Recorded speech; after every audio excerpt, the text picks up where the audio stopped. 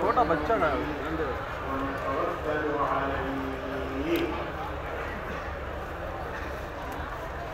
ونعوذ بالله من شرور أنفسنا ومن سيئات أعمالنا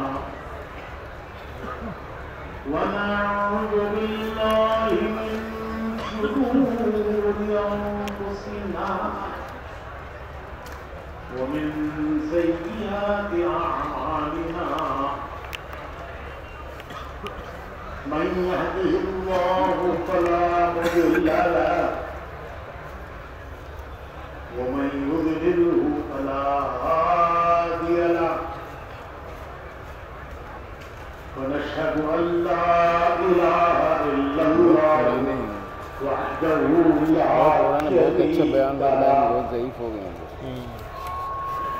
ونشهد أن سيدنا ونبينا ومولانا محمدا عبده ورسوله صلى الله عليه وعلى آله وصحبه وبارك وسلم تسليما كثيرا كثيرا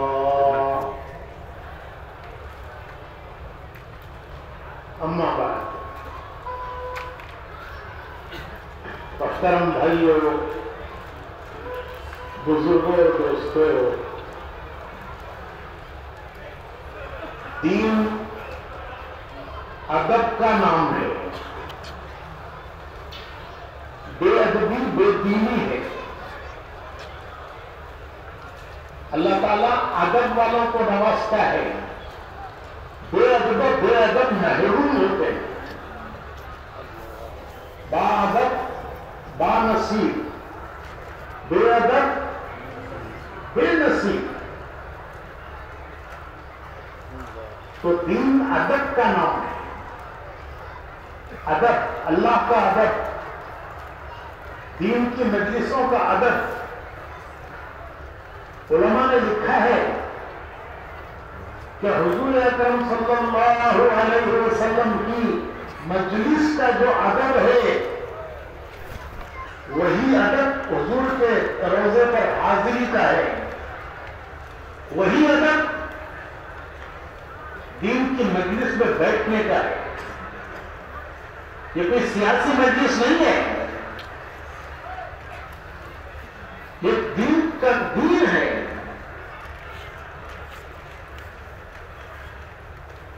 तो दीन अदब का नाम है। इसकी नमाज में ट्रेनिंग दी गई। नमाज मुसलमान के लिए ट्रेनिंग है। जैसे ट्रैफिक पुलिस वाले को ट्रैफिक की ट्रेनिंग देते हैं, मिलिट्री वाले को मिलिट्री की ट्रेनिंग देते हैं, तो मुसलमान की ट्रेनिंग नमाज है।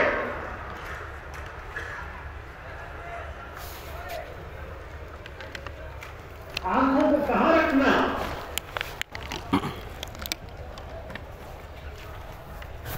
क़याम में खड़े हैं, सज्जे की जगह देखो।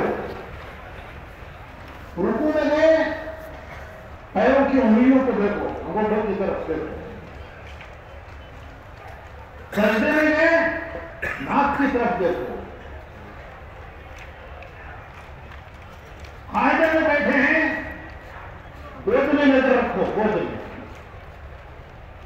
ये आंखों की ट्रेनिंग है, हाथों की ट्रेनिंग है। इमाम साहब हर चीज के लिए अल्लाह अकबर कहते हैं। रुकू में जाना अल्लाह अकबर, रुकू से उठना अल्लाह अकबर, उठकर सजदे में जाना अल्लाह अकबर, रुकू में जाने के लिए भी अल्लाह अकबर, सजदे में जाने के लिए अल्लाह अकबर। इमाम साहब ऐलान नहीं करते सारे मुसल्ली रुकू में चले जाए। अरे तुम्हारी जमानत में ऐलान होता है? अरे क्या होता है? इमाम साहब बोलते हैं सारे मुसल्ली साहिबान रुकू में चले जाएंगे। अब सारे मुसल्ली साहिबान सज्जे में चले जाएंगे। रुकू में जाने के लिए क्या कहते हैं? और फिर सज्जे में जाने के लिए दोनों के लिए अल्लाह अकबर। अरे रुकू में जाने के लिए अल्लाह अकबर, सज्जे में जाने के लिए अल्लाह अकबर। लेकिन मुसल्ली को ट्रेनिंग भी नहीं है कि अल्लाह अकबर रुकू में जाने का है या अल्लाह अकबर सज्जे में जाने का है। तो दीन अदब है, अदब।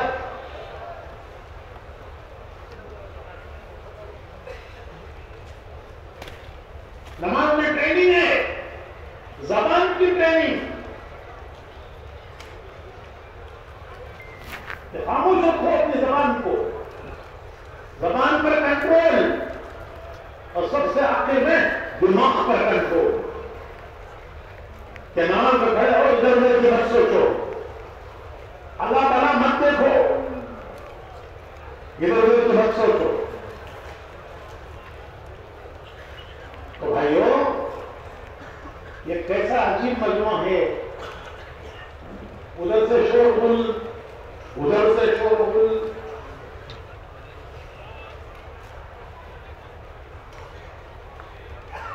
अदब का नाम दीन है,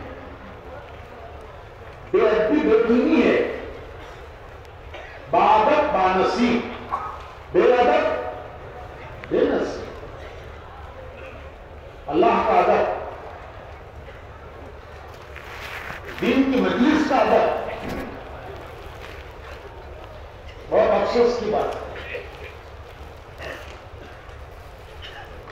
और सबसे पहला काम यह कि मुंतजिम बनना छोड़ दो। सब बोलते बैठ जाओ बैठ जाओ बैठ जाओ, बैठा वाला बोलने वाला खुद नहीं बैठा। जो बोल रहा है बैठ जाओ वो खुद नहीं बैठा, वो खड़ा चिप रहा है। अल्लाह माफ फरमाए, इस्तिग़फ़ार करो, इस्तिग़फ़ार करो। गुनाह है दीन की मजलिस में बेदीनी।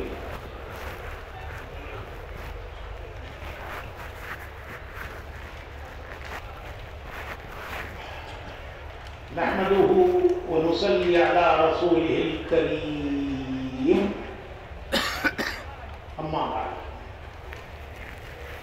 मोहतरम भाइयों, बुजुर्गों और दोस्तों,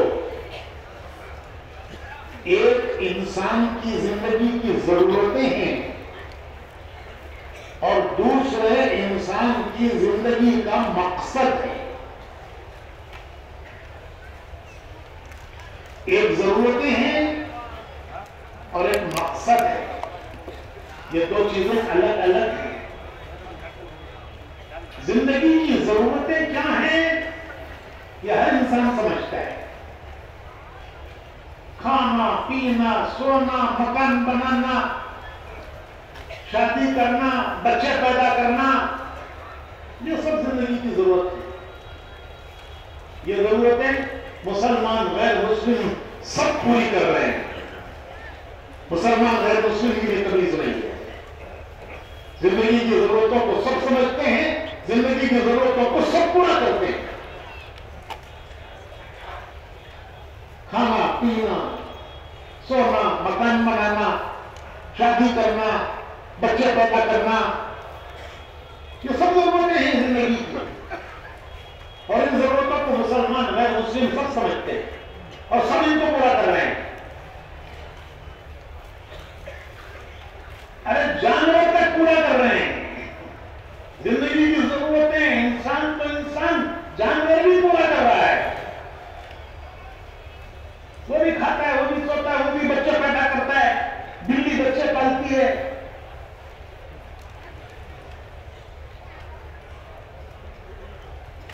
तो जानवर भी अपनी जरूरतें पूरी कर रहे हैं।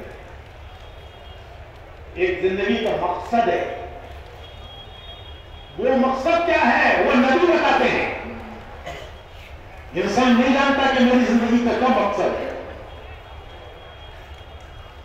वो पहली बार दुनिया में आए, उसे क्या मालूम मेरी जिंदगी का क्या मकसद है।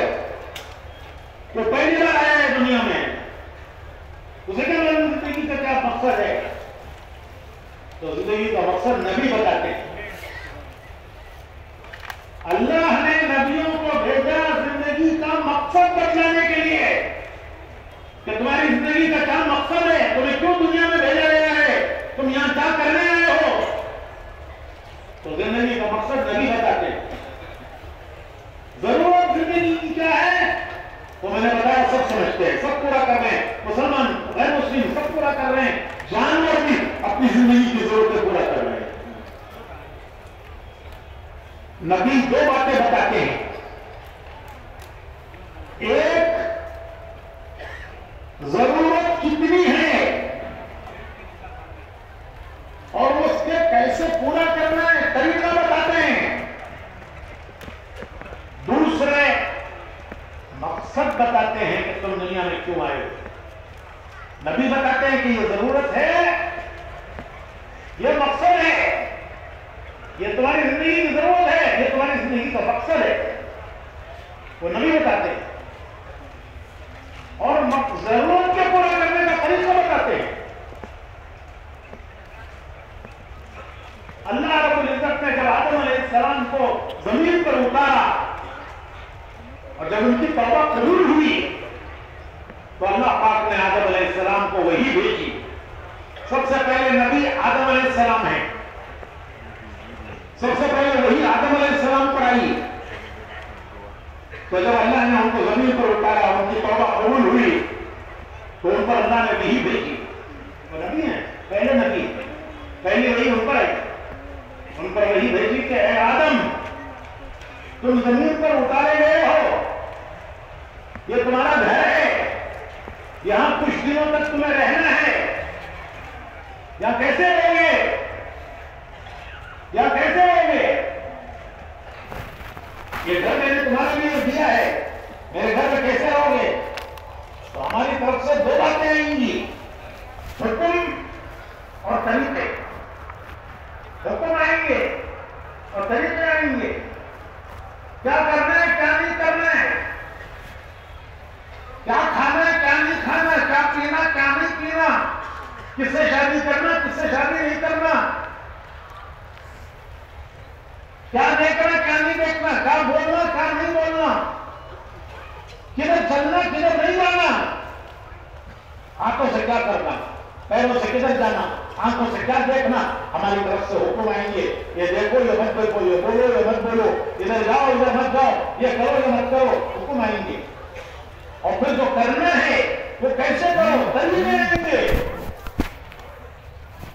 तो ऐ आदम ये दो बातों पर जो अमल करके आएगा उसे तुम्हारे साथ जन्नत में दाखिल करेंगे। हम आए हैं जन्नत से, वापस जाना है, कहां जाना है बोलो भाई, जन्नत में। वापस तो कहां जाना है, जन्नत में। मैं यहां दर्जा देंगे, तुमको मैं दर्जा देंगे। तो आए हैं जन्नत से, वापस जाना है जन्नत को। रास्ता क्या है, अरे जन्नत को जाना है, रास्ता क्या है, कोई रास्ता नहीं है।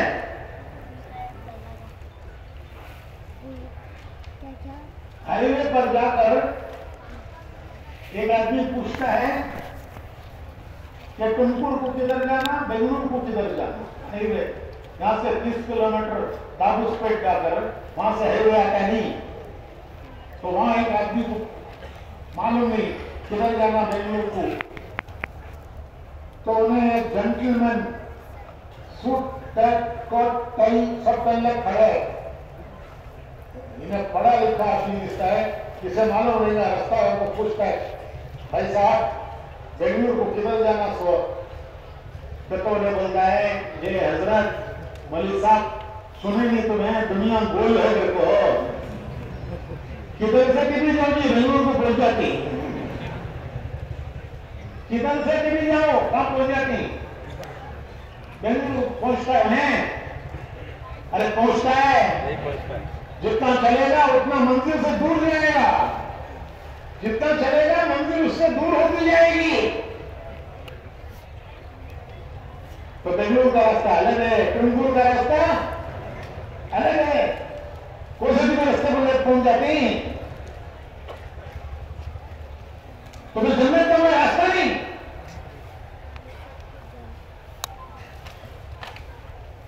जन्नत का रास्ता हमारे बाबा का रास्ता है, आदम अलैहिस्सलाम का। जो अल्लाह ने आदम अलैहिस्सलाम को वही भेजी कि जो तुम्हारे रास्ते पर चलकर आएगा तुम्हारे साथ उसे भी जन्नत को दाखिल करेंगे। तमाम नबी वो रास्ता लाए। हुजूर अकरम सल्लल्लाहु अलैहि वसल्लम को अल्लाह ने मुकम्मल रास्ता दिया, मुकम्मल, उसमें कोई कमी नहीं है। तो वो किसी और से पूछो। तो जिंदगी की जिम्मेदारी क्या है, मकसद क्या है, वो बताने के लिए नबी है। जरूरत तो सबको मालूम है, जानवर को भी मालूम है मेरी क्या जरूरत है। उसे में डर होता है,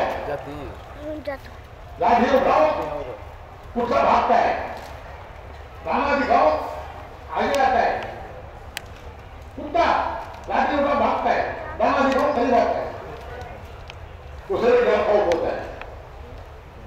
तो जानवर को भी पता है कि मेरी जरूरत क्या है, उसे भी खौफ होता है, डर होता है। तो इंसान अगर सिर्फ जरूरतों को ही अपना मकसद बना लेता है तो फिर वो जरूरतें बढ़ती बढ़ती बढ़ती ख्वाहिश बन जाती है। जरूरत उसकी लिमिट से निकल जाती है।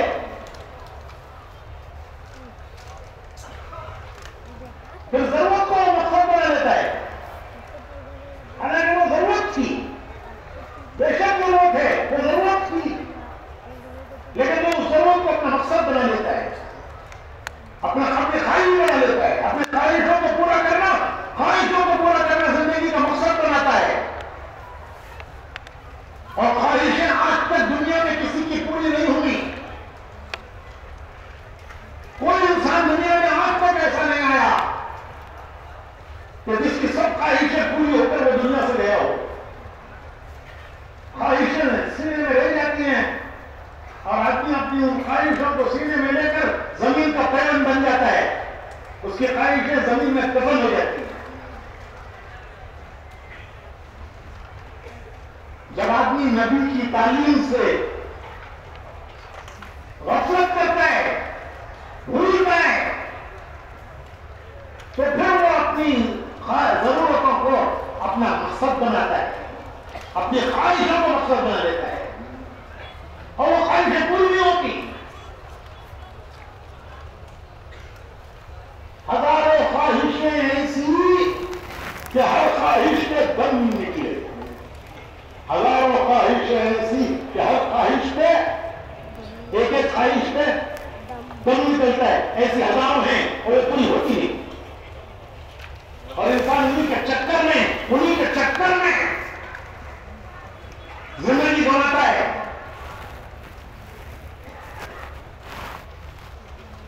सौ कमरों का मकान हो तो भी ख्वाहिश पूरी नहीं होती। 100 कमरों का मकान है, कितने कमरों में सोएगा वो? अरे रात कितने कमरों में गुजारेगा भाई? हर कमरे में 5-5 मिनट सोएगा, किसी एक कमरे का पढ़ के सो जाएगा, रात गुजर जाएगी। 50 किस्म के खाने हो, कितने खाएगा? 2-4 खाएगा, पेट भर जाएगा, फिर दूसरे खा नहीं सकता। 100 जोड़े हैं, 100 जोड़े, एक वक्त पर कितने जोड़े पहनेगा? अरे कितने पहनेगा भाई? 10 जोड़े पहन लेगा।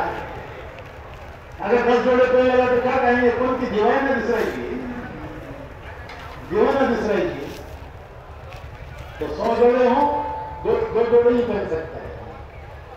50 खाने हो, 2-4 ही खा सकता है। 100 कमरों का मकान हो, एक ही कमरे में रात गुजार सकता है, 10 कमरों में रात नहीं गुजार सकता। ये इंसान की जरूरतें हैं, उनकी एक लिमिट है, लिमिट। हर जरूरत की एक लिमिट है। जब वो लिमिट से बाहर निकलता है आदमी, ख्वाहिश बनती है, फिर वो ख्वाहिश उसकी जिंदगी का मकसद बनती है और वो ख्वाहिश जिंदगी में पूरी नहीं होती। वो मर के जाता है दुनिया से, हाय हाय करते करते मर के दुनिया से जाता है। एक किस्सा है मशहूर सिकंदर का। कौन सिकंदर?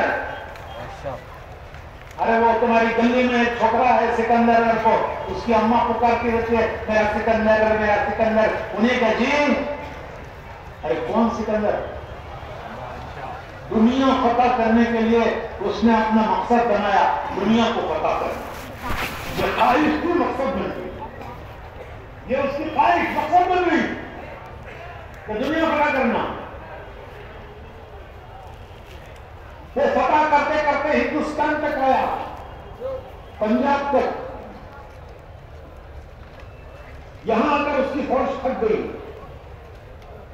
फौज कहने लगी कि अब हमें वतन याद आ रहा है, हम वापस जाते हैं। तो जब फौज थक गई और वो आगे बढ़ने तैयार नहीं है, तो अकेला सिकंदर क्या आगे बढ़ता? उसने भी वापस होने का इरादा किया, वापस गया। रास्ते में वापसी में वतन पहुंचने से पहले रास्ते में मौत आई। वो बड़ा पढ़ा लिखा था, वो समझ गया कि मौत का वक्त आ गया है। अब उसकी दूसरी ख्वाहिश, एक ख्वाहिश पूरी नहीं हुई। वो क्या है ख्वाहिश जो नहीं पूरी हुई? क्या है वो? अरे बोलो भाई, दुनिया पता करने की ख्वाहिश वो पूरी नहीं होगी। तो थक गई, वापस जाने लगी, तो ये भी मजबूरन वापस गया। अब दूसरी ख्वाहिश थी कि मेरी खबर मेरे गांव में बने, रास्ते में परदेश में मर रहा हूं, मौत आ गई। बहुत समझदार पढ़ा लिखा, समझ गया कि मौत का वक्त आ गया है। अब उसकी ख्वाहिश थी कि मेरी मौत मुसाफरी में आ रही है, परदेश में आ रही है, तो काश वतन में मुझे मौत आती। उसने फौज में ऐलान किया कि है कोई जो मेरी मौत को इतना टाल दे कि मैं वतन जाके बैठूं। मुझे मालूम है कि मौत आनी है, उसे कोई टाल नहीं सकता। मैं ये चाहता हूं कि मौत इतनी दूर हो जाए, जरा सा इतना मुझे मौका मिल जाए कि मैं वतन पहुंच जाऊं और वतन जाके मरना हो। अरे है कोई? उसने ऐलान किया कि अगर कोई इतना कर सकता है तो मैं मेरी पूरी जिंदगी की दौलत देने तैयार हूं। चंद दिन की जिंदगी के लिए वो अपनी पूरी जिंदगी की दौलत देने के लिए तैयार है। चंद दिन की जिंदगी कि मुसाफिरी में मौत न आए, वतन जाके मौत आए। इतने दिन की जिंदगी अगर कोई मुझे दे दे तो मैं उसे मेरी पूरी दौलत देने के लिए तैयार हूं। कोई मामूली दौलत नहीं थी उसकी, बड़े बड़े बादशाहों को तख्त से उतारा था। कोई फौज उसके सामने टिक नहीं सकती, बड़े बड़े फौजों को उसकी शिकस्त दी, कोई फौज टिक नहीं सकती उसके सामने। और बड़े बड़े बादशाहों को तख्तों से उतारा, उनके खजाने, उन बादशाहों के खानदानों के खजाने, बाप दादा फक्कर दादा उनके जमा किए हुए उसके खजाने, वो खजाने सिकंदर के हो गए। तो ऐसे कितने सैकड़ों बादशाहों के खजाने उसके हो गए। वो सब देने तैयार है, तो सब देने के लिए तैयार हूं। चंद दिन मुझे कोई दे दे, चंद दिन की जिंदगी, तो मैं वतन जाके मर जाऊं, परदेश में मरूंगा। तो कौन मजार बनाएगा, कौन फातिहा चढ़ाएगा, कौन उर्स करेगा, कौन चक्कर चढ़ाएगा? लेकिन कोई उसे नहीं दे सकता है, इतने दिन नहीं दे सकता। तो वो परदेश में मरा। तो दो ख्वाहिशें थी, एक दुनिया फतह करने की, वो नहीं पूरी हुई। दूसरी ख्वाहिश थी वतन में मरने की, वो नहीं पूरी हुई, परदेश में मरा।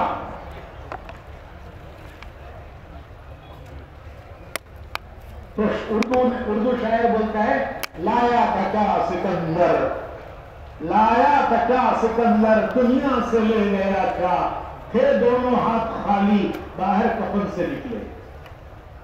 उसने वसीयत की, मैं मर जाऊं तो मेरे हाथ कफन के बाहर रखो। उसके दरबारियों ने पूछा कि ये कैसी अजीब वसीयत है, ऐसा तो किसी ने वसीयत नहीं की, आप क्यों कर रहे हैं? उसने कहा कि दुनिया देखे कि इतना बड़ा दुनिया फतह करने वाला दुनिया से क्या ले जा रहा है, फौजों को शिकस्त देने वाला, बादशाहों को तख्तों से उतारने वाला, उनके खजाने हासिल करने वाला, तो दुनिया से क्या ले रहा है, क्या ले जा रहा है? दुनिया देख ले, लाया था क्या सिकंदर, दुनिया से ले गया था, हे दोनों हाथ खाली, बाहर कब्र से निकले। ये इंसान की ख्वाहिशों का अंजाम है। जब ख्वाहिश को मकसद बनाता है आदमी, तो उसका मकसद पूरा नहीं होता, तो दुनिया से हाय हाय करते हुए जाता है। ख्वाहिशें सरसीने में रह जाती हैं, वो जमीन में दबा हो जाता है। तो नबी बताते हैं कि मकसद क्या है तुम्हारा जिंदगी का, क्यों दुनिया में आए हो? हम खुद नहीं आए हैं, हमें अल्लाह ने भेजा है। हम में से कोई अपनी मर्जी से नहीं आया, ना कोई अपनी मर्जी से जाता है, ना कोई मर्जी से आया है, ना कोई मर्जी से जाता है। अल्लाह ने भेजा है और अल्लाह ही वापस बुलाएगा। हम खुद नहीं आए, तो फिर हम क्यों आए हैं? मैं नहीं पूछता, अल्लाह ताला पूछते हैं। अब ऐसे तो अन्नमा खलकनाकुम अबसन व अन्नकुम इलैना ला तुरजऊन। क्या तुम्हारा ख्याल है कि तुम दुनिया में बड़े मकसद क्या है हो? तुम्हारे दुनिया में आने का कोई मकसद नहीं है।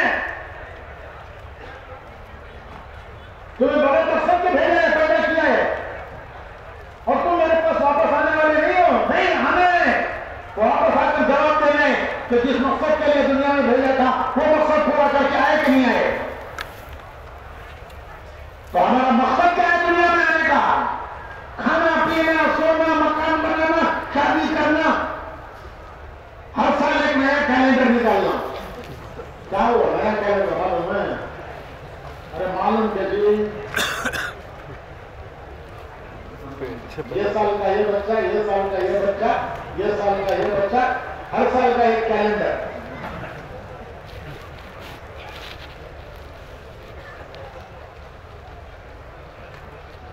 तो भाई और नबी बताते हैं कि तुम्हारा मकसद क्या है, तुम क्यों दुनिया में भेजे गए? यहां से कुछ हासिल करने में आए हो, यहां से सिकंदर की तरह खाली हाथ जाने नहीं आए हो।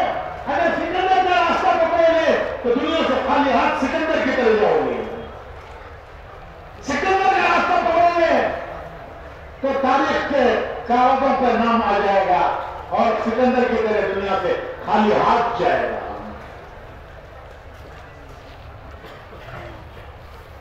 नबी का रास्ता पकड़ने वालों का एक किस्सा, नबी के रास्ता पकड़ने वाले उनका एक किस्सा। वक्त देखो, हजरत सैयदना बिलाल रजी अल्लाह तआला, मौत का वक्त आया, बीवी पास बैठी हुई,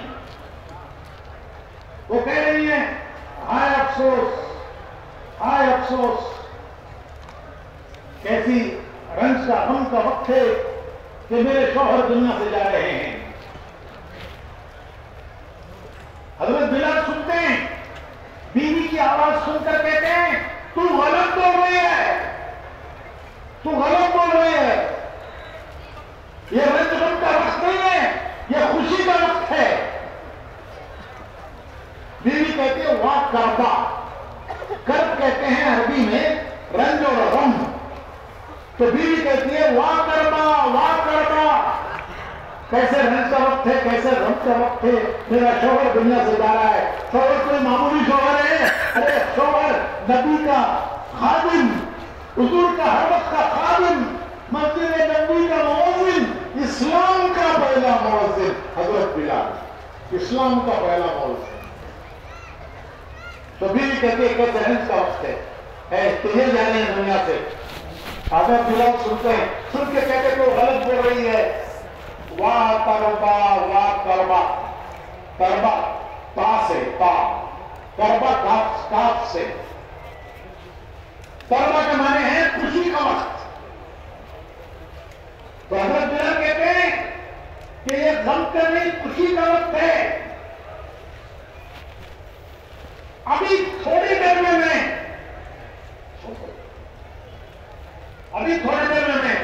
दुनिया से जाऊंगा।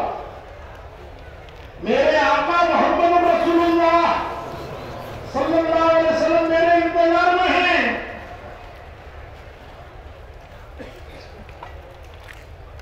मेरे दोस्त सहाबा, उनके दोस्त कौन? अरे उनके दोस्त कौन? सहाबा, वो मेरे इंतजार में हैं। तो ये रंज का वक्त है या खुशी का वक्त है? मेरे आका मोहम्मद रसूलुल्लाह सल्लल्लाहु अलैहि वसल्लम इंतजार में है। थोड़ी देर में मेरी रूह निकलेगी और मैं आखिरत को पहुंचूंगा। हमारा ईमान है कि मौत हमारा खातिमा नहीं है, रूह को मौत नहीं है, रूह को मौत नहीं है। मौत किसे कहते हैं? मौत कहते हैं रूह का जिस्म से अलग हो जाना। रूह कहते हैं, मौत कहते हैं रूह का जिस्म से निकल जाना मौत है। कि रूह जिस्म से निकल गई, निकल कर कहां गई? कहां गई? अरे वो अल्लाह के खजाने से आई थी, अल्लाह के पास गई। इन्ना लिल्लाहि व इन्ना इलैहि राजिऊन। कहां से आई थी? वहां गई। कहां से आई? अल्लाह के खजाने से। कहां गई? अल्लाह के खजाने में। रूह को मौत नहीं है। जिस्म मिट्टी में मिला दिया गया, रूह अल्लाह के पास जहां से आई थी वापस गई।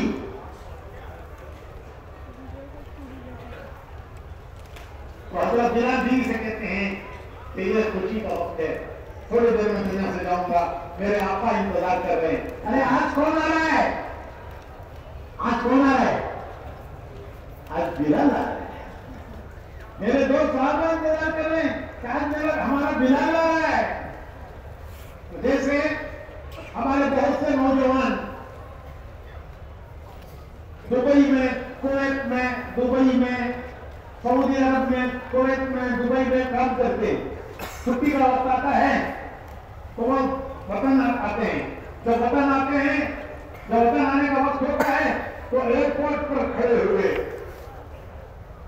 वो सोचते हैं कि थोड़ी देर में जहाज में बैठूंगा, 4 घंटे में बेंगलुरु एयरपोर्ट पहुंचूंगा, वहां मेरे इस्तेकबाल के लिए मेरे घर वाले आए होंगे और थोड़ी देर में उस हिसाब से फिर मैं घर जाऊंगा और घर में मेरे लिए बिरयानी पकी होगी। मेरे इस्तेकबाल में मेरे बीवी बच्चे सब इंतजार कर रहे होंगे कि आज कौन आ रहे हैं? अब्बा आ रहे हैं। मेरे अब्बा इंतजार कर रहे होंगे, बेटा आ रहा है। क्या आज ही लाया दुबई से? क्या नहीं लाया? खाली हाथ आया तो उसका से गया तो दुबई को है, यहाँ मरना नहीं था, यहाँ मरना नहीं था, क्या नहीं लाया? नहीं मेरे रास्ते का तो फिर भाई कुछ गया तो दुबई को। पापा इंतजार कर रहे हैं, मेरा बेटा क्या लाएगा? बीवी इंतजार कर रही है कि क्या क्या जेवर लाएगा, कितने रस्सा लाएगा। नहीं लाया तो क्या बोलते हैं? मालूम निकाल तुमना तो 100 पीछे कहीं मुझे मरने कहते तो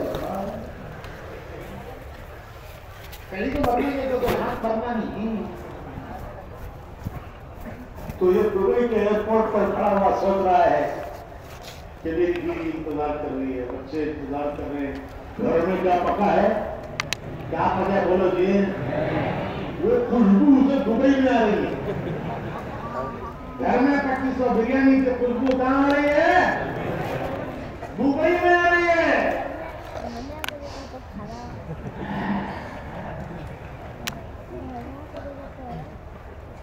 बकरे की रहेंगी बाप, बड़े की रोज खाती।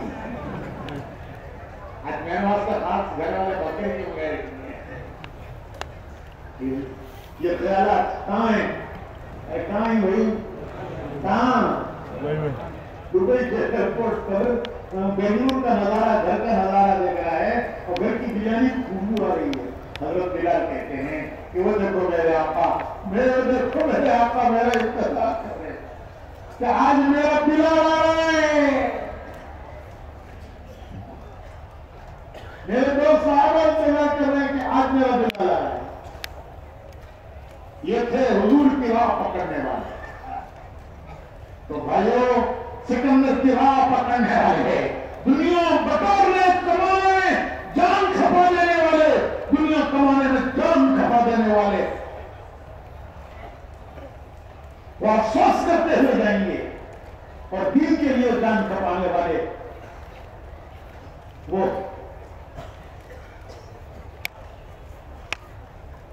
इर्जिई इला रब्बिकी राज़ियतन मर्ज़िय्या या अय्युहन नफ्सुल मुत्मइन्ना, या अय्युहन नफ्सुल मुत्मइन्ना इर्जिई इला रब्बिकी राज़ियतन मर्ज़िय्या फदखुली फी इबादी फदखुली जन्नती।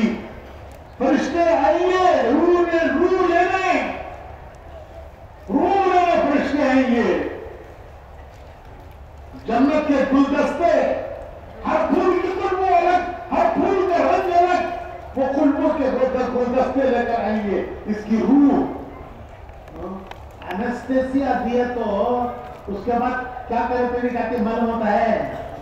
अरे अस्पताल में ऑपरेशन करना तो क्या करते जी,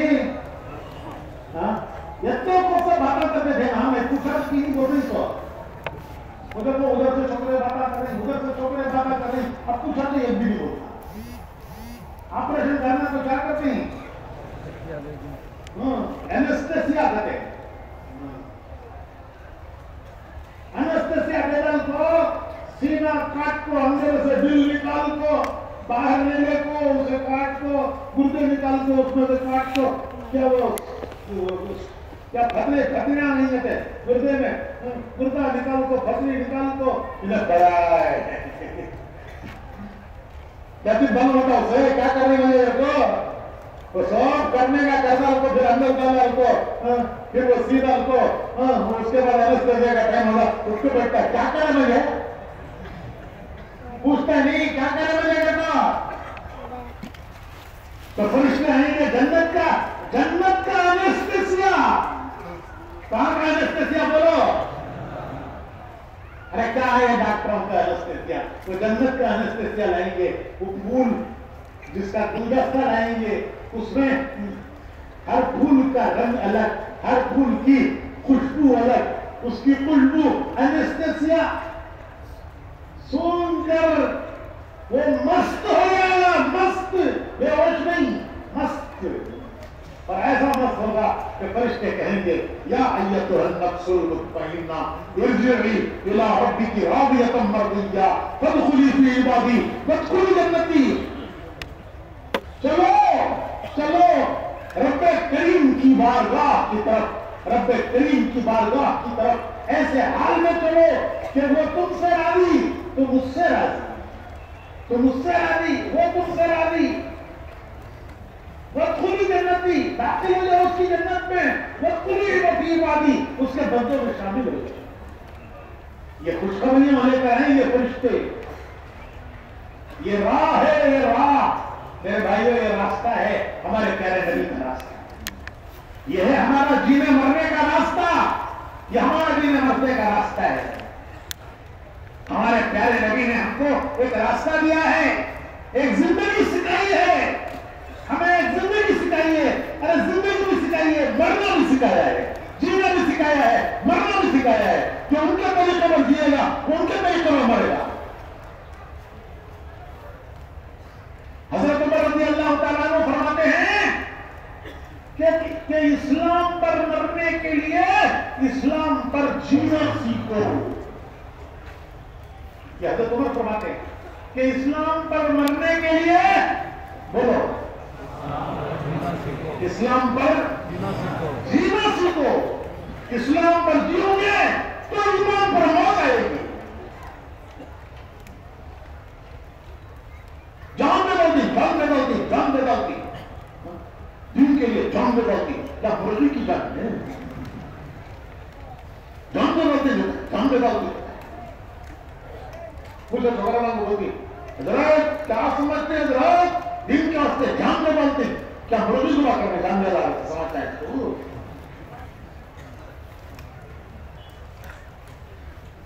पहले अपने नफ्स को मारना सीखो। किसी ने एक बुजुर्ग से पूछा जन्नत कितनी दूर है, उन्होंने कहा कि 2 कदम। किसी ने पूछा हजरत बुजुर्ग से कि हजरत जन्नत कितनी दूर है, तो उन बुजुर्ग ने फरमाया 2 कदम। तो उन्हें बोला कहते हजरत बहुत दूर है, अगर को सुने थे पुल सरात पार करना, अगर को सुने थे हिसाब देना, पुल सरात पार करना, तुम्हें या तो बोल रही 2 कदम में तो हजरत बोले 2 कदम इस बात, 1 कदम तेरे नफ्स पर रख, दूसरा कदम जन्नत पर रख।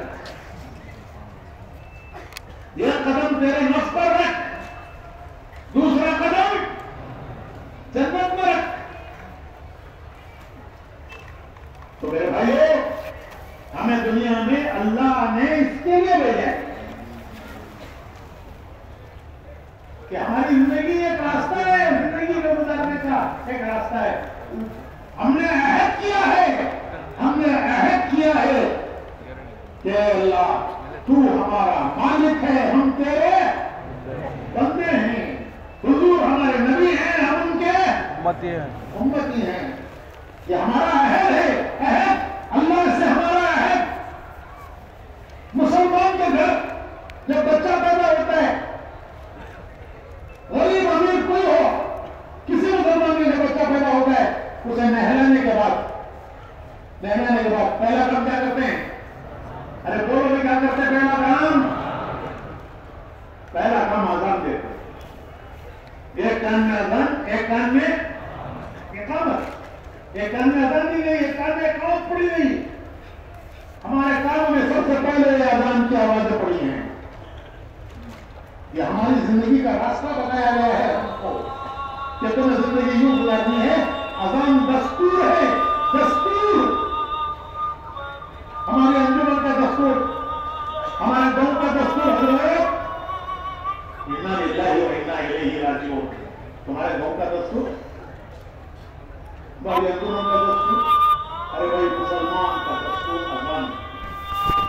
सबसे पहले हमारे कानों में अल्लाह की आवाज, अजान की आवाज पड़ी है।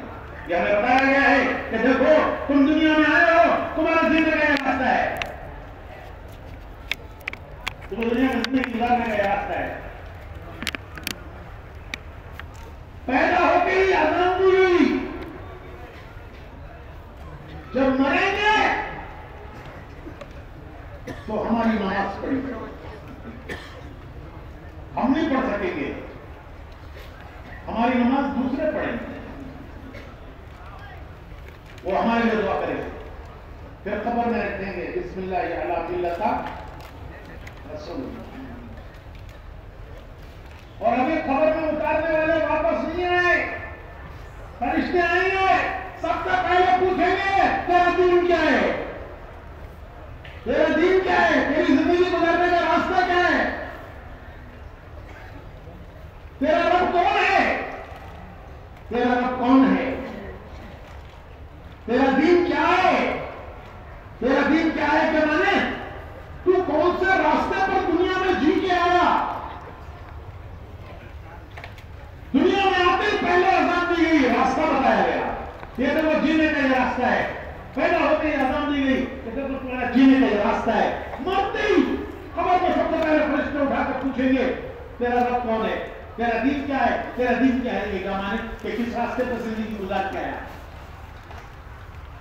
हुजूर अकरम सल्लल्लाहु अलैहि वसल्लम का चेहरे मुबारक दिखाकर पूछेंगे कि ये कौन है,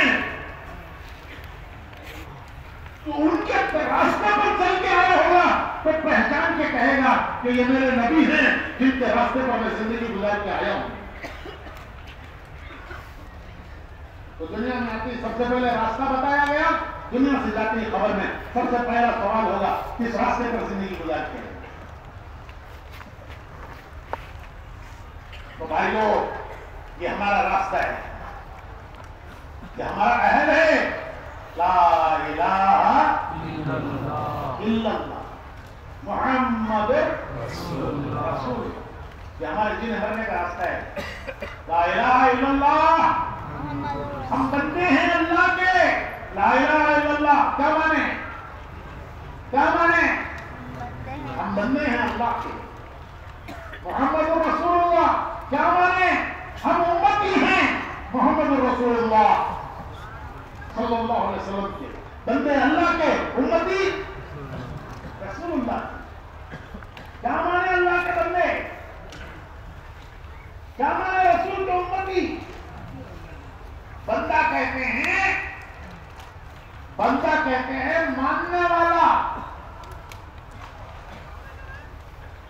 बंदा कहते हैं मानने वाला। नहीं मानने वाले को बोलते बागी। नहीं मानने वाले को क्या बोलते हैं? बागी। बेटा बाबा की बात नहीं माने तो बाबा उससे में आपको बोलता है बागी मेरा बेटा है। मैं एक बोलता हूं, इन्हें एक करता है। भाई दिए कर मैं क्या बोलता हूं कि उसका उल्टा करता है। बागी मेरा बेटा है। नमो खराब करे, नमो गरम जी, बागी मेरा बेटा है। तो बंदा कहते हैं मानने वाला। नहीं मानने वाले को कहते हैं बागी। जिसकी मानता है उसका बंदा, जिसकी मानता है उसका बंदा। नफ्स की माने तो नफ्स का बंदा। नफ्स क्या चाहता है वो कहे तो नफ्स का बंदा। दुनिया की माने दुनिया का बंदा, जमाने की माने जमाने का बंदा, ख्वाहिश की माने तो ख्वाहिश का बंदा। जोरू की मान्या तो वो मैं नहीं बोल, इंसल्ट हो जाती। किसकी मानता है उसका बंदा।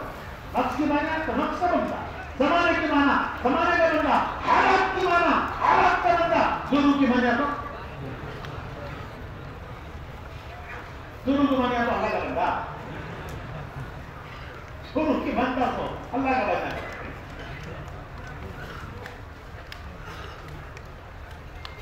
तो जिसकी मानता है उसका बंदा। हम किसके बंदे?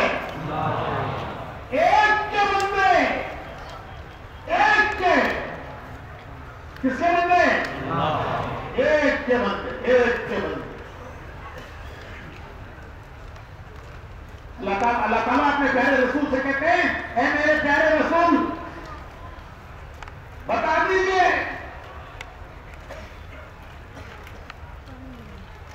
कि ये मेरे बच्चे पूछते हैं हमारा अल्लाह कहां है?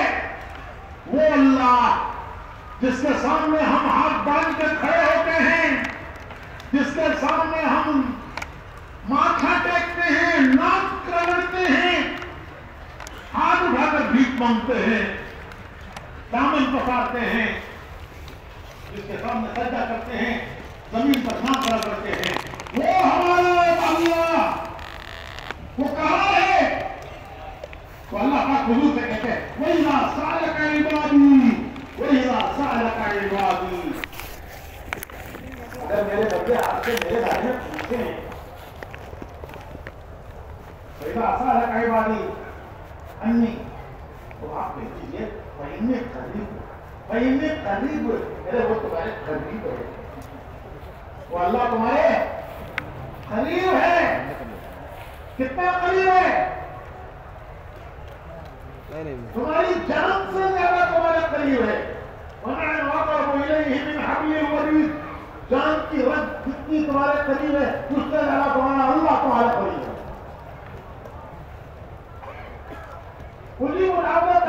तमाम मेरे बंदो मुझसे मांगो, अरे मुझसे मांगो, मैं तुम्हारी सुनता हूं, तुम्हारी पुकार सुनता हूं, तुम्हारी हालत और पूरी करता हूं।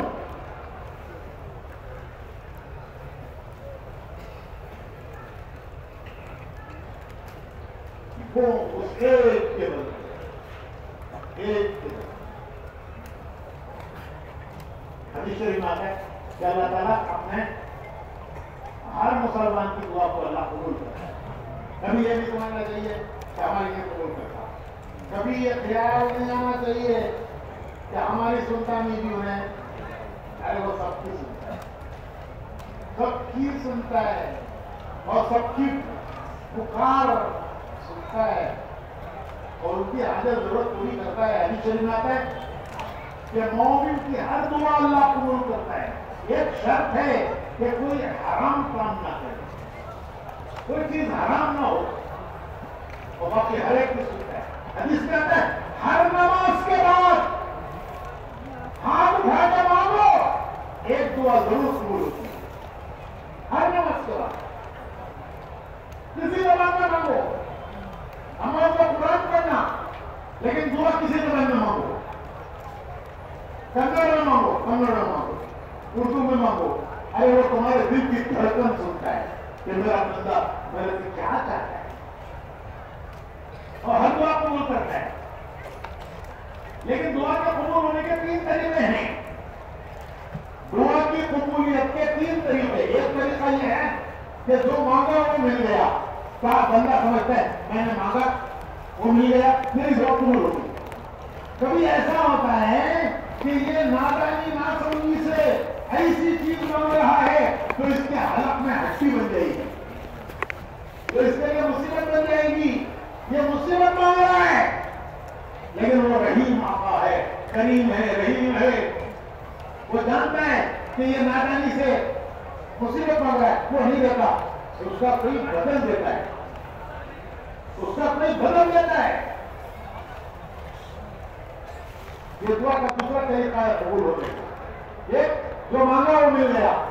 दूसरा तरीका जो मांगा है वो मुसीबत मांगी है, अल्लाह जानता है, ये नहीं जानता, लेकिन उसका भी बदल देता है। मिसाल, एक आदमी, एक चरवाहा गाय बकरियां चराने जंगल में गया। रात को जब जमा करने लगा मंदे को, तो क्या देखता है कि ये गाय मर के पड़ी है। उसे बड़ा दुख हुआ, बहुत रंज हुआ। कितनी अच्छी गाय, कितना दूध देती थी, मेरा पूरा घर पीता था, फिर भी बचता, कहीं बेचकर मेरे काम चलाता। इतनी अच्छी गाय को कौन खाया? उसे बहुत गम हुआ। उससे में आकर उन्हें बोला, अल्लाह मियां मैं तुझे कसम देता हूं, कौन मेरी गाय को खाया कि उसे लाकर मेरे सामने खड़ा कर, दुआ कबूल हो गई। शेर आपको खड़ा,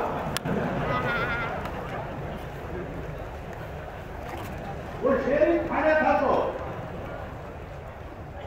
हाथों में काम करके उसका चलेगा खून पीने को। उसको बोले अल्लाह में, तो अल्लाह में मैं तुझे कसम देता हूं, कोई खाया खिला को मेरे सामने खड़ा करता है कौन, लेकिन इस दुआ कबूल हो गई। शेर खड़ा है सामने, अब क्या करता है? अरे क्या करता है? बोले तेरी गाय को खड़े आप है, तू क्या टीपू सुल्तान है, कलर में लड़का है। तो नादान बंदा, बंदा नादान ऐसी चीजें मांगता है, लेकिन अल्लाह जानते हैं वो मेहरबान, मेहरबान मालिक, मेहरबान मालिक। वो नहीं देते कि बदल देते हैं, या उस पर से कोई बला मुसीबत को हटाते हैं। कोई बला आने वाली थी, कोई मुसीबत आने वाली थी, हदीस में आता है कि आसमान से आने वाली किसी बला मुसीबत को दुनिया की कोई ताकत रोक नहीं सकती। मोमिन बंदे की दुआ उस मुसीबत को वापस कर देती है। वो मुसीबत वापस चली जाती है तो दुनिया की किसी ताकत से उसको रोक नहीं सकती। तो कोई मुसीबत आने वाली थी, कोई बला आने वाली थी, दुआओं की वजह से वो बला कर। भाइयों, बड़ी दौलत है अल्लाह से मांगना, बड़ी दौलत है, बड़ी दौलत है। आदत करो, अल्लाह से मांगने की आदत करो। तन्हाइयों में जी लगा कर मांगो। रात के आखिर हिस्से में अल्लाह पुकारता है, अरे है कोई गुनाहों की माफी मांगने वाला कि मैं उसके गुनाह माफ करूं? है कोई मग़फ़िरत मांगने वाला, उसकी मैं मग़फ़िरत करूं?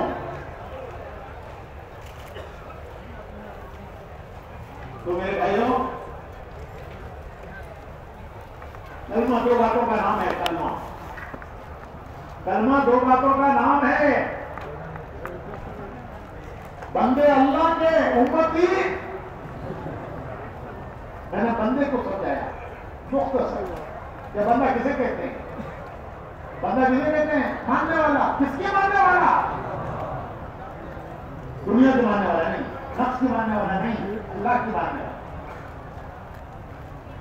उम्मती मोहम्मद रसूलुल्लाह सल्लल्लाहु अलैहि वसल्लम। किसे कहते हैं उम्मती? किसे कहते हैं उम्मती? हुजूर के रास्ते पर चलने वाला, खुशी में, गम में, सेहत में, बीमारी में, हालात बिगड़े हैं, हालात अच्छे हैं, हर हाल में वो नबी के पीछे चलने वाला, ये है उम्मती। अल्लाह ताला फरमाते हैं कि मेरे बंदो, अगर तुम चाहते हो कि मैं तुमसे मोहब्बत करूं, अगर तुम चाहते हो कि मैं तुमसे मोहब्बत करूं, तो मेरे नबी की राह चलो, मेरे नबी की राह चलो। हमारे नौजवान छोकरा था, हमारे छोकरा था, नौजवान जी छोकरा था, हमारा क्या गलत खेलो, जरा इधर चला रहे थे, जरा इधर चला रहे थे। हजम की दुकान की जाकर बोलती है, देख वो क्रिकेट या रहेगी क्रिकेट, मैं और भी गलीज मिसाला ही वो नहीं देता हूँ, और भी गलीज मिसाला वो नहीं देता। ठीक है, तो ये पाक पहुंचना है इसको। तो हजम की दुकान की जाकर बोलती है, वो क्रिकेट खेलता रहते, बैटिंग करता है, बॉलिंग करता है, उन्हें उसका हमारी ध्यान में, उसका क्या, अरे क्या उसका ध्यान में उठा रखा।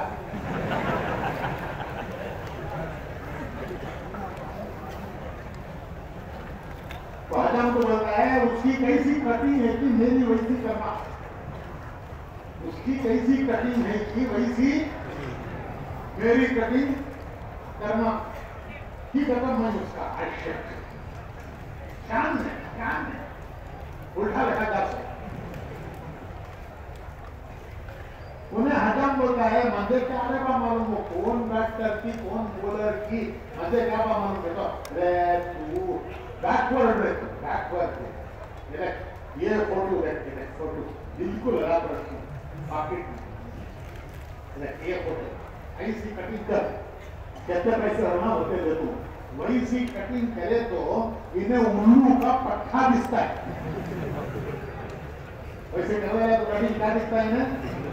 उल्लू का पट्टा, छाती में रहते उल्लू की रहते, उसका पट्टा की रहते, वैसी कटिंग कर। ठीक है, तो मैं आंखें को अरे कैसी महरूम उम्मत है, कैसी बदकिस्मत उम्मत है, कैसी उम्मत को अल्लाह ने ऐसा प्यारा नबी दिया, ऐसा प्यारा नबी दिया।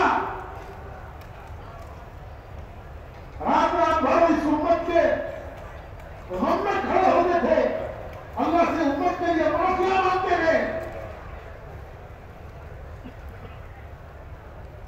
एक बता हुजूर ने हजरत आयशा को दुआ दी, हजरत आयशा उनकी महबूब बीवी, उनके लिए दुआ दी, अल्लाहुम्मा अग़फ़िर li आयशा का मा तक़द्दम मिन ज़ंबिहा व मा तअख़्ख़र व मा असररा व मा अअलना। अल्लाह आयशा के गुनाह माफ कर दे, पहले किए वो भी, बाद में किए वो भी, छुपके किए वो भी, खुल के किए वो भी। हजरत आयशा खुश हो गई, बहुत खुश हुई। हुजूर ने पूछा आज बहुत खुशी हो, क्या बात है? तर्ज किया कि हुजूर दुआ आपने इसीलिए कि मैं खुश हो गई हूं। तो फरमाया आयशा जो दुआ तुझे आज की है वो मेरी उम्मत के लिए रोज करता हूं। ऐसा नबी, उसकी उम्मत। उधर आयशा फरमाती है कि हुजूर के इंतकाल के बाद, दुनिया से जाने के बाद रोम फटा हुआ, फारस फटा हुआ, मदीने में खजाने आए, सोना चांदी आया। हजरत आयशा फरमाती है कि जब मैं पेट भर के खा लेती हूं तो मुझे रोना आता है। किसी ने पूछा कि उम्मुल मोमिनीन पेट भर के खाने से रोना क्यों आता है? तो अर्ज किया कि मुझे हुजूर की भूख क्या लगती है, मुझे हुजूर का दुनिया से भूखा जाना याद आता है कि हुजूर भूख की हालत में दुनिया से गए। पूरी जिंदगी कभी पेट भरकर 2 मरतबा जौ की रोटी नहीं मिली। सुबह को खा लेते थे तो शाम को भूखे रहते थे, शाम को खा लेते थे तो सुबह को भूखे रहते थे। कभी जिंदगी में 2 मरतबा जौ की रोटी से पेट नहीं भरा। जब मेरा पेट भर जाता है तो मुझे रोना आता है कि मैं हमारे आका दुनिया से भूखे थे चले। हालांकि अल्लाह ने हुजूर को सोने के पहाड़ पेश किए थे कि आप इन पहाड़ों को लेकर आप उनको तकसीम कर दिए, लेकिन आपने दुनिया नहीं चाहिए, आखिरत चाहिए। उम्मत के लिए ये सब कुछ करने वाला कभी आज उम्मत उसको यूं भुलाए हुए है।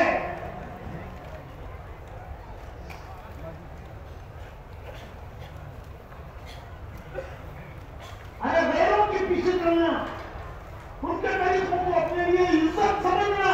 अरे इज्जत हुजूर के तरीकों में, इज्जत हुजूर के तरीकों में।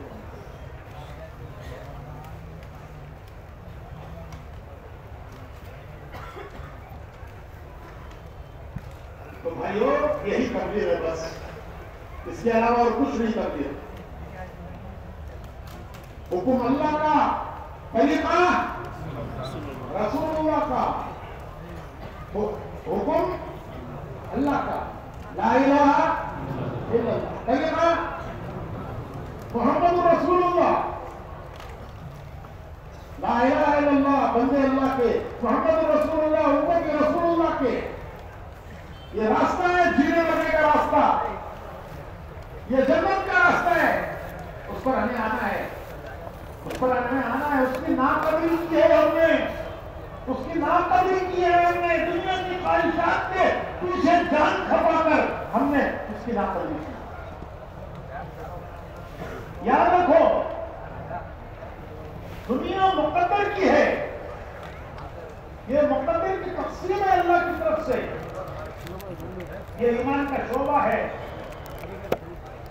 वो रिदम मिनल मईशत बिमा पसंद है, वो रिदम मिनल मईशत बिमा पसंद है। ये ईमान का शोभा है कि अल्लाह ने जो दुनिया में तक़सीम की है, वो तक़सीम वो अल्लाह की है। जिसको जो भी तक़सीम किया है वो मिलेगा। किसी को कम, किसी को ज्यादा, सबको एक साथ ही बनाया। ये तक़सीम अल्लाह की तरफ से है। भाइयों, उस पर राज़ी रहना ईमान है। बाकी मकसद वो हमारी जिम्मेदारी है। तो इसी का नाम तकदीर है। रेल की 2 पटरी, कितने पटरियां रेल के? अरे भाई कहते भाई, मुंबई में जाना तो कितने पटरियां, दिल्ली में जाना तो कितने पटरियां, 2। जन्नत को जाना तो भी 2 पटरियां, जन्नत को जाना तो भी 2 पटरियां। कौन सा बोलो जरा? ला इलाहा इल्लल्लाह, 1 पटरी मोहम्मद रसूलुल्लाह, 2 पटरी। करंट के कटे वायरा कहते जो है 2 वायरा का कनेक्शन है तो उजाला, कनेक्शन गया तो, अरे बोलो भाई, कनेक्शन गया तो अंधेरा, कनेक्शन है तो उजाला। तो करंट के 2 वायर, ईमान के 2 वायर, ईमान के ला इलाहा इल्लल्लाह, 1 वायर मोहम्मद रसूलुल्लाह, दूसरा वायर ला इलाहा इल्लल्लाह, अल्लाह की तरफ जाता है वायर, मोहम्मद रसूलुल्लाह रसूल की तरफ जाता है वायर। दोनों वायर, उनका कनेक्शन दिल में, उनका कनेक्शन दिल में। अल्लाह की तरफ से वायर आता है ला इलाहा इल्लल्लाह, रसूल की तरफ से वायर आता है मोहम्मद रसूलुल्लाह। उनका कनेक्शन कहां? वो आया तो ईमान का उजाला, उजाला, वो गया तो अंधेरा। भाइयों, एक जिंदगी है, यही तबलीग है। किसी के लिए 4-4 महीने निकलना, किसी के लिए दुनिया के मुल्कों में जाना, किसी के लिए पैदल फिरना, किसी के लिए कश्मीर करना, घर जाना, ये हमारा मकसद है, ये हमारा मकसद है। जिस पर हमारे प्यारे नबी ने अपनी जान लगाई, सहाबा ने अपनी जान लगाई। भाइयों, कभी हिसाब करो, तन्हाई में रात को बैठकर हिसाब करो कि दुनिया की जरूरतों के लिए हम कितना वक्त दे रहे हैं और दीन के लिए कितना वक्त दे रहे हैं, जो मकसद है हमारा उसके लिए हम कितना वक्त दे रहे हैं। अगर हिसाब लगाओ तो दुनिया की जो जरूरतें हैं उसके लिए जिंदगियां लग गई, जवानियां लग गई, अक्ल, समझ, ताकत, जो कुछ अल्लाह का दिया था वो सब दुनिया के लिए लगा दिया, दुनिया की जरूरतों को पूरा करने के लिए लगा दिया। दीन के लिए क्या लगाया? तो क्या लगाया? हफ्ते में क्या लगाया? महीने में क्या लगाया? अरे जिंदगी में क्या लगाया? अल्लाह ने एक मौका दिया है, तो मैं कह रहा था तबलीग के लिए क्या कि रास्ते पर आना, खुद रास्ते पर आना, उम्मत को रास्ते पर लाना, दो काम है हमारे। खुद रास्ते पर आना है, उम्मत को रास्ते पर लाना है। दूसरों को रास्ते पर लाने का काम नबियों का था, दूसरों को रास्ते पर लाने के लिए अल्लाह नबी भेजते थे, नबी आते थे दूसरों को रास्ते पर लाने, वो तो रास्ते पर थे ही, वो काम क्या था उनका? दूसरों को रास्ते पर लाना।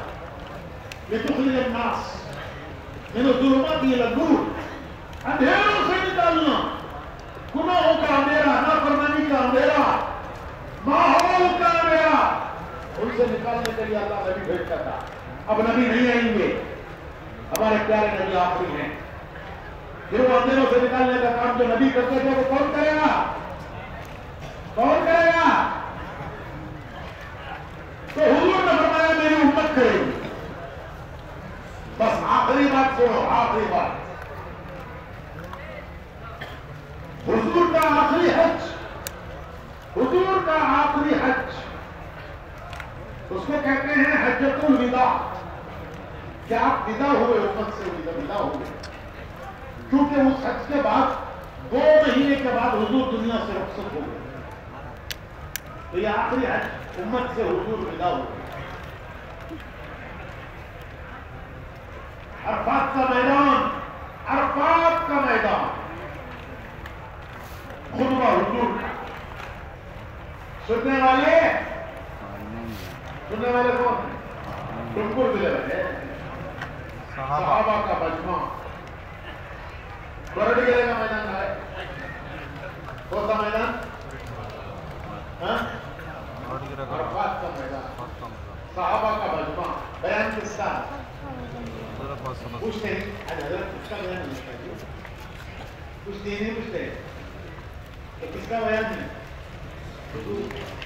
मजमा कौन?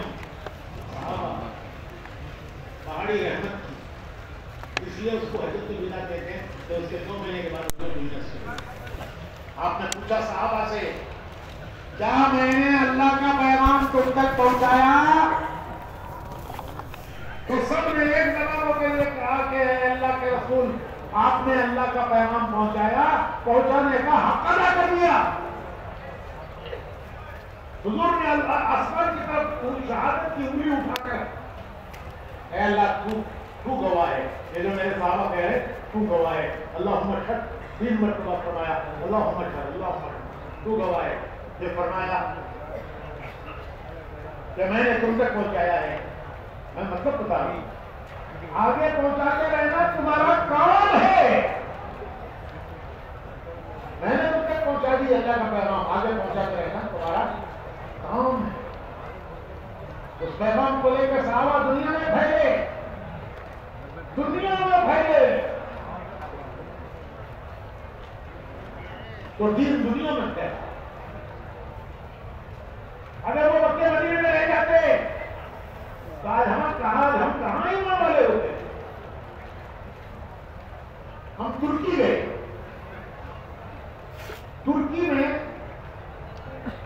इस्तांबुल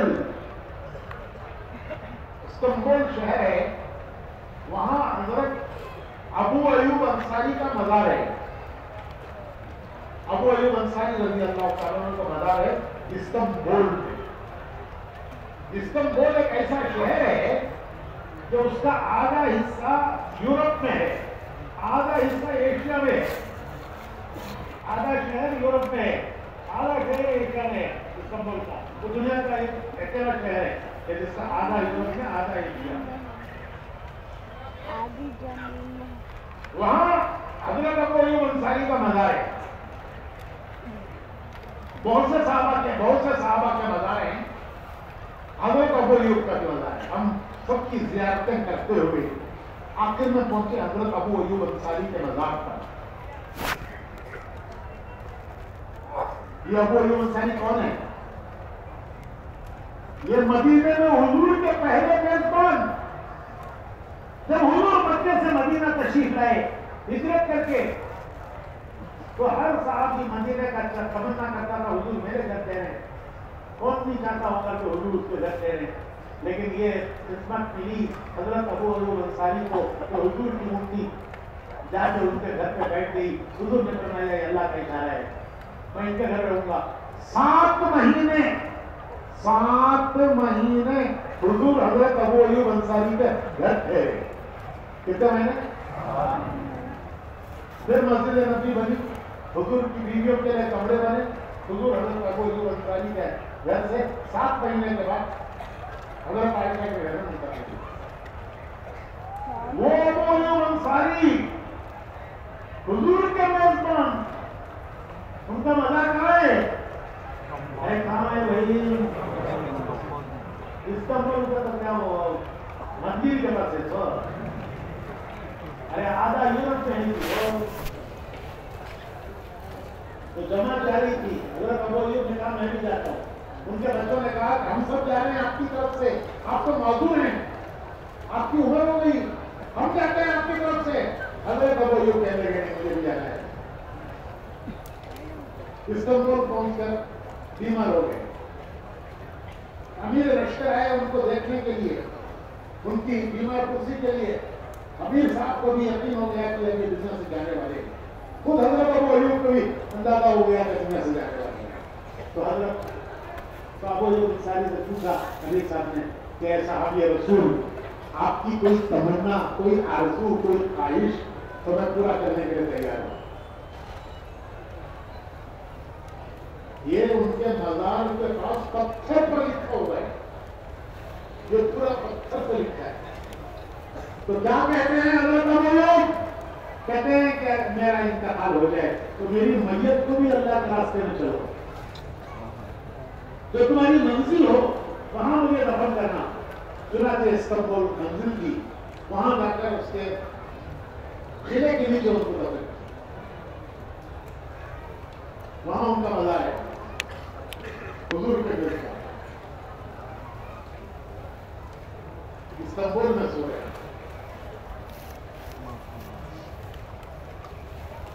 एक आलिम जो हमें लेकर गए थे ज़ियारतें कराने, वहीं के इस्तांबुल के आलिम, वो साहबा की मज़ारात की ज़ियारत के लिए हमको ले गए। वो कहने लगे कि चंद साल पहले एक जमात आई, उसमें भी एक बड़े मियां थे अबू अय्यूब अंसारी की तरह हुए, उनका इंतकाल हो गया। तो उनका मामला काजी के पास आया कि एक बैरून का आदमी है, मुसाफिर है, गैर मुल्की, कहां दफन करना इसे? वहां का काजी जज होता है, जज का पावर होता है। हमारे यहाँ के काजी के जैसा नहीं, निकाह पढ़ाना, मयस पढ़ाना, तो जज होता है। तो उनके पास मामला गया कि इनको क्या करना, कहां दफन करना? तो काजी ने केस बनाया, कौन है, कहां से आए, क्यों आए, सारा केस बनाया। और केस बनाने के बाद काजी ने फैसला लिखा कि मरहूम के माने अल्लाह की उम्र रहमत हो, हमारे मुल्क में उस काम के लिए आए जिस काम के लिए अबू अय्यूब अंसारी आए थे, जिसके लिए हजरत अबू अय्यूब अंसारी आए थे, ये मरहूम उस काम के लिए। लिहाजा इनको अबू अय्यूब अंसारी के कब्रिस्तान दफन करो, इनको अबू अय्यूब अंसारी के कब्रिस्तान में दफन करो। क्यों? ये उसी काम के लिए आए जिस काम के लिए अबू अय्यूब अंसारी है। सुने कि उनका मज़ार है। तो ये कुर्बानियां थी उनकी। अरे उन्होंने मक्का मदीना छोड़ा, हम इन्हें हल्ला नहीं छोड़ रही। ऐसा जाना हजरत क्या नहीं छोड़ रही सब लोग, क्या नहीं छोड़ रही सब, 150 हल्लियां। कैसे हल्लियां? 150 उन्होंने क्या छोड़े? अरे बोलो ना जी, मक्का मदीना छोड़ो। ये उनकी सबसे बड़ी कुर्बानी थी कि उन्होंने दुनिया के किनारों में जाकर खबरें बनाई। आज तबलीग में भी मिसालें कायम हो रही हैं।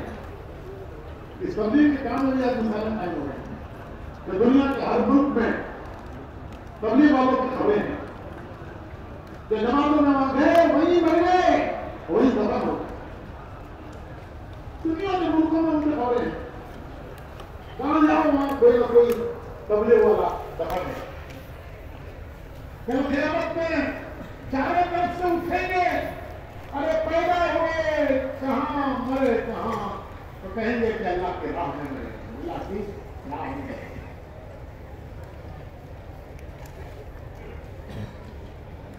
तो उनकी कुर्बानियां दिन अब तक आए। अगर वो ये कुर्बानियां न देते, मक्के मदीने जिसके मुबारक जगहों से महकते, तो हमारे पास दिन कैसे आए? तो भाइयों, इस तबलीग के काम में वो 2 बातें कहते हैं। एक, खुद दीन पर आना है, उम्मत को दीन पर लाना है। खुद दीन पर आना है, उम्मत को दीन पर लाना है, उसके लिए अपनी जान माल लगाना है। कल क़यामत में पूछा जाएगा कि ये तुम्हारे नबी की जिम्मेदारी, तुम्हारे नबी ने तुम्हें कुछ दी थी, उस पर तुमने कितनी अपनी जान माल लगाई? अरे दुनिया की जरूरतों के लिए कितनी लगाई, दीन के लिए कितनी लगाई? जवानियां लगा दी, ताकत कुव्वत सब लगा दी, जवानी से भूखे हो गए, कमर घुट गई, कहां लगाया? दुनिया की जरूरतों के लिए लगाया। मना नहीं करते, लेकिन ये देखो कि दीन के लिए कितना लगाया सबको। तो भाई उसके लिए कहते हैं कि आला दर्जा ये है कि 3 में का 1 हिस्सा लगाओ, 3 हिस्से करो, हर चीज से 3 हिस्से करो, 1 हिस्सा लगाओ। ये आला दर्जा है। अल्लाह उनको खुशनसीबों में से बनाएगा, जिनके हाथों दुनिया में हिदायत फैलाएगा, उनको मुल्कों को हिदायत देगा, इलाकों को दीन पर लाएगा। 3 का 1 हिस्सा लगाओ। ये मौलाना इलियास साहब ने एक आसान रास्ता बताया। और आखिरी दर्जा ये है कि 10 हिस्से करो, 9 हिस्से जरूरतों के लिए, 1 हिस्सा मकसद के लिए। 9 हिस्से जरूरतों के लिए, 1 हिस्सा मकसद के लिए। अरे 10 में का 1 भी हम अल्लाह के दीन के लिए न दे सके तो फिर क्या मुंह दिखाएंगे? हौज़े कौसर पर जाना है, हुजूर के हाथ में जामे कौसर पीना है। हुजूर हमसे पूछे कि मेरे साहबा ने तो जान दे दी, दुनिया के कोनों कोनों में जाकर खबरें बना दी, अरे तुम क्या करके आए? तो कम से कम इतना तो कहने को मुंह बाकी रहे कि बेशक हक अदा हमसे नहीं हुआ, लेकिन हमने भी गेहूं में, जौ चावल में कंकर भी तुल जाता। तो इसके लिए भाइयों ये हमारा मुतालबा है, इज्तिमाआत बयान सुनाने के लिए नहीं है, इज्तिमाआत बयान सुनाने के लिए नहीं है। बहुत अच्छा बयान करे जी, पूरे हजरत हमशेष के अच्छे बयान करें। अरे अच्छे बयान करें, तुम्हारी तारीफ से हमें क्या मिलेगा? तुम्हारी तरफ से हमें क्या मिलता है? तो तबलीग के इस्तेमाल बयान सुनाने के लिए नहीं है, इसके लिए है कि हमको अल्लाह के दीन पर खड़े होना है, अपने बारे में कुछ फैसले करना है कि हमने दुनिया के लिए क्या लगाया, दीन के लिए क्या लगाया। अल्लाह अब तक की हमारी गलती को माफ करे, सुस्ती को माफ करे, कोताही को माफ करे। गलती की हमने, उस सुस्ती की, कोताही की, अल्लाह माफ करे। आइंदा के बारे में तय करो, आइंदा आने वाली जिंदगी में हम क्या करेंगे? क्या इस दुनिया ही पर अपनी जान खपा के मर के जाएंगे जरूरतों पर, या अल्लाह के दीन के लिए रहेंगे? जो लगेगा दीन के लिए, अल्लाह मौत पर उसका बदला 10 गुना देगा। जो लगाएगा उसका 10 गुना। अल्लाह अपने बंदों का एहसान अपने ऊपर नहीं रखते, जो करेगा वो पाएगा। अल्लाह एक का बदला 10 देंगे। रोजाना 2.5 घंटे लगाए, बदला मिलेगा पूरा दिन लगाने का। 3 दिन लगाए, बदला मिलेगा पूरा महीना लगाने का। चिल्ला लगाया, बदला मिलेगा पूरा साल लगाने का। पूरा साल कभी देता। 3 दिन लगाए, बदला मिलेगा पूरा महीना देता। 2.5 घंटे लगाए, बदला मिलेगा पूरा दिन लगाया। बाकी सब जो दुनिया पर लगा उसका कोई बदला नहीं है, याद रखिए। जो भी दुनिया पर लगाया, दुनिया उसका कोई बदला लेने वाली नहीं है। बेवफा बेवफा दुनिया का नाम लगाया खा गई, लगाया खा गई। जो मेहनत की वो जमीन पर ले गया, हम चले गए जमीन के अंदर। जो दीन के लिए लगाया वो 10 गुना मिलेगा, 10 गुना। जितना लगाओगे उसका 10 गुना, और फिर अल्लाह उसको और बढ़ाएंगे। इसके लिए मेरे भाइयों नियत करो, इरादा करो कि इंशाअल्लाह अपनी जिंदगी का जान का माल का एक हिस्सा हम अल्लाह के दिन के लिए लगाएंगे। एक तीसरे हिस्से के इरादे करो कि भाई 1/3 हम अल्लाह के दिन के लिए लगाएंगे इंशाअल्लाह। अरे हिम्मत से बोलो। जितने दुनिया में फिर रहे हैं वो सब अल्लाह की मदद से फिर रहे हैं। हमारी ताकत नहीं है, अल्लाह की मदद है। हम भी फिरेंगे, अल्लाह की मदद हमारे साथ क्यों होगी? उसका किसी के साथ खानदानी का रिश्ता नहीं है, सब बंदे हैं उसके। जो कहेगा उसके साथ अल्लाह की मदद, अल्लाह उससे कम है। तो भाइयों इरादे करो कि इंशाअल्लाह 1/3 लगाएंगे। हर साल 4 महीने, हर साल लगाएंगे भाई इंशाअल्लाह। अल्लाह कबूल फरमाए। अल्हम्दुलिल्लाह 40 जमातें बनी हैं, नकद जा रही हैं। कितनी है भाई? 40 पर। अल्लाह का शुक्र है, इज्तिमा से पहले 105 जमातों ने काम किया है यहाँ, 105, और अभी 40 जमातें तैयार है। तो ये आखिरी मजलिस है, आखिरी मजलिस है। हिम्मत करके किसी के दिल में आ रहा है कि एक मौका है